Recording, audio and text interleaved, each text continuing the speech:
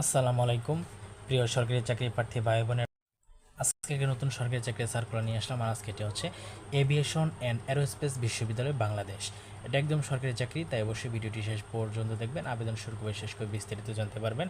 আর আমি কিন্তু আমার চ্যানেলে এই ধরনের সরকারি চাকরি সার্কুলার, বেসরকারি চাকরি সার্কুলার দিয়ে থাকি এবং সাজেশনও দিয়ে থাকি, তাই সাবস্ক্রাইব করে সঙ্গে থাকবেন। ঠিক আছে, সংশোধনী বিজ্ঞপ্তি। এটা গণপ্রজাতন্ত্রী বাংলাদেশ সরকারের 2019 সালের 5 নং আইন দ্বারা প্রতিষ্ঠিত এভিয়েশন অ্যান্ড এরোস্পেস বিশ্ববিদ্যালয় বাংলাদেশ এর নিম্নবর্ণিত পদসমূহে নিয়োগের লক্ষ্যে প্রকৃত বাংলাদেশি নাগরিকের নিকট হতে আবেদন গ্রহণ করা যাচ্ছে। অর্থাৎ বাংলাদেশের সকল জেলা থেকে কিন্তু আপনি আবেদন করতে পারবেন।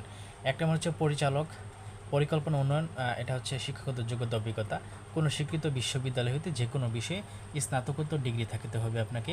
ইঞ্জিনিয়ারিং ডিগ্রি ক্ষেত্রে বিএসসি ইঞ্জিনিয়ারিং গ্রহণযোগ্য। শিক্ষার কোনো স্তরে তৃতীয় শ্রেণী বিভাগ সমমান গ্রেড গ্রহণযোগ্য হইবে না। তারপর রয়েছে যে আপনার কোনো পাবলিক বিশ্ববিদ্যালয়, আচ্ছা, সংশ্লিষ্ট বিষয়ে কিন্তু যোগ্য অভিজ্ঞ প্রার্থীদের ক্ষেত্রে বয়সীমা শিথিলযোগ্য। 2 নম্বর উপপরীক্ষক নিয়ন্ত্রক। ক নম্বর কোনো স্বীকৃত বিশ্ববিদ্যালয়তে স্নাতকোত্তর ডিগ্রি থাকিতে হবে। উচ্চতর ডিগ্রি প্রশিক্ষণ কম্পিউটার ব্যবহারের দক্ষতা সমান প্রার্থী অগ্রাধিকার পাবে। শিক্ষার কোনো স্তরে তৃতীয় শ্রেণী বিভাগ সমান গ্রেড গ্রহণযোগ্য হইবে না। আর পরে আছে 3 নম্বর উপপরিচালক। কোনো স্বীকৃত বিশ্ববিদ্যালয় হতে সংশ্লিষ্ট বিষয়ে স্নাতকোত্তর ডিগ্রি থাকতে হবে।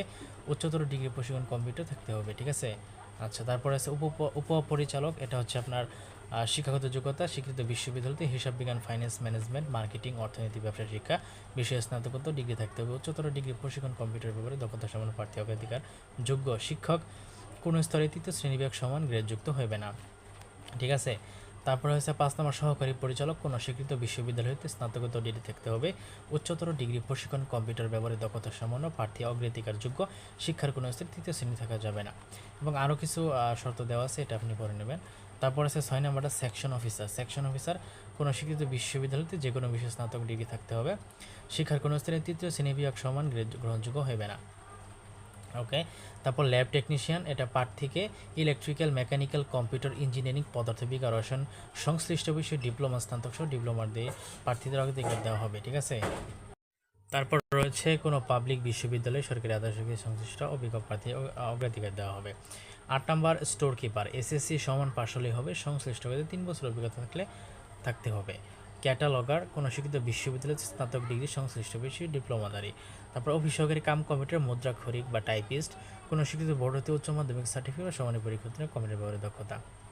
এবং টাইপিং আপনার হচ্ছে 20 ইংরেজিতে 20 শব্দের গতি, বাংলা ইংরেজিতে 20 শব্দের গতি থাকতে হবে। নিয়োগকারী কর্তৃপক্ষ কর্তৃক গৃহীত স্ট্যান্ডার্ড অ্যাপটিটিউড টেস্টে উত্তীর্ণ, অফিস পরিচালনা সংক্রান্ত বিভিন্ন কম্পিউটার ব্যবহারিক প্রোগ্রাম যেমন MS Word, Excel, PowerPoint ইত্যাদি বিষয়ে দক্ষ হতে হবে। ওকে। 11 ল্যাব অ্যাসিস্ট্যান্ট। এসএসসি সমান পাশ হলেই হবে বিজ্ঞান বিভাগে। সংশ্লিষ্ট কাজে অভিজ্ঞতা সমান প্রার্থী অগ্রাধিকার দেওয়া হবে। অফিস সহায়ক এসএসসি বা সমান পাশ সংশ্লিষ্ট কাজে অভিজ্ঞতা সমান প্রার্থীদের অগ্রাধিকার দেওয়া হবে এবং বয়সীমা শিথিলযোগ্য। ঠিক আছে। তারপরে আছে আবেদনের শর্তাবলী। আগ্রহী প্রার্থীদের আবেদনপত্র 30 আগস্ট 2026 তারিখ আগ্রহী প্রার্থীদের আবেদনপত্র 30 আগস্ট 2026 তারিখের মধ্যে রেজিস্টার এভিয়েশন অ্যান্ড এরোস্পেস বিশ্ববিদ্যালয়ের বাংলাদেশ পুরাতন বিমানবন্দর তেজগাঁও, ঢাকা এত ঠিকানায় কিন্তু আপনাকে ডাকযোগে পাঠাতে হবে। এটা কিন্তু অনলাইনে না, ডাকযোগে পাঠাতে হবে। ঠিক আছে। তারপর হচ্ছে হচ্ছে প্রার্থীর পদের নাম খামের উপর ইমেল ঠিকানা স্পষ্ট করে উল্লেখ করতে হবে। ডাকযোগে সরাসরি পাঠানো আবেদনপত্রের সাথে প্রার্থীর যোগাযোগের ঠিকানা সহ 10 টাকার ডাক টিকিট সম্মিলিত ফেরত কাম সংযুক্ত করতে হবে। ঠিক আছে। তারপর এভিয়েশন অ্যান্ড এরোস্পেস বিশ্ববিদ্যালয় বাংলাদেশ এর অনুকূলে যে কোনো তফসিলি ব্যাংক হতে নবম গ্রেড বা তদুত্তর 200 টাকা, 11তম গ্রেড 100 টাকা, তারপরে হচ্ছে 100 টাকা আপনার হচ্ছে 1920তম গ্রেড 50 টাকা ব্যাংক ড্রাফট আবেদনপত্রের সাথে সংযুক্ত করতে হবে। আবেদনপত্রে bank draft, pay order number, ব্যাংকের নাম, শাখা, টাকার পরিমাণ ও তারিখ উল্লেখ করতে হবে। এই মেল ঠিকানায় প্রেরিত আবেদনপত্রের সাথে পে অর্ডার, ব্যাংক ড্রাফট এর স্ক্যান কপি এবং প্রার্থীর সদ্য তোলা পাসপোর্ট সাইজের এক কপি রঙিন ছবি সংযুক্ত করতে হবে এবং পে অর্ডার, ব্যাংক ড্রাফটের মূল কপি আবেদনপত্রের মূল কপির সাথে ডাকযোগে সরাসরি উল্লেখিত ঠিকানায় প্রেরণ করতে হবে। এটাই।